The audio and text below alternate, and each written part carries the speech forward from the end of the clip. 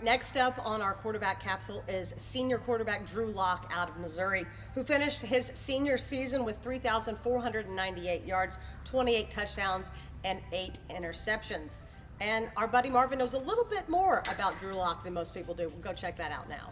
All right, Drew Lock, former Missouri Tiger, standing with a also former Missouri Tiger. Let's talk about his chances on the NFL, what you see when you watch his tape. Yeah, a lot of natural ability. The one knock on Drew Lock that I could see was, from a footwork perspective, not necessarily not being able to do it, but Marvin was with Drew Lock in the same offense. It just wasn't taught. So what we've seen is kind of an evolution of Drew Lock over the years. And Marvin, if you can kind of show the way that when you were at Missouri, almost every drop was the same exact thing. How about that? Kind of like right that. There There you go. Right That's there. money.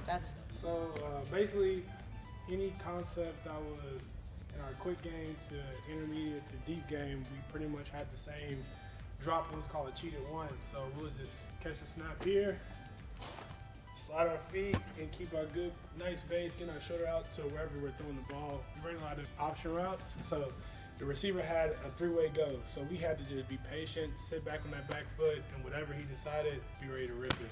So now you see him doing 3 steps, quick game, and I think sometimes even in a 5-step from shotgun, and it just shows, the progression from cheated one to now 3, 5-step quick game. So the way that translates into the NFL, Lauren, is this: is in the NFL, even if you're going to take a shotgun snap, the edge rushers are so much better in the NFL than they are in college, that if you just kind of take this little punch one right here, you're not gaining a whole lot of depth, but the bigger thing is you're waiting and waiting and waiting and waiting. So what we really want to try to do is throw in rhythm.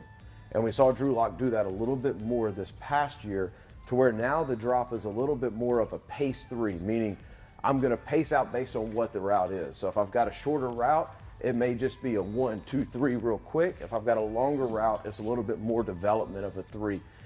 Drew Lock's strongest point is downfield throw. He throws the ball very well downfield.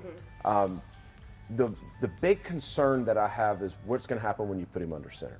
And Marvin, if we can kind of show that 1-step drop again, this is what he's really used to doing, and now show like a shotgun 3, just a quick 3 from shotgun. So you can see Marvin took the snap about right here, so he got about 1.5 yards of depth.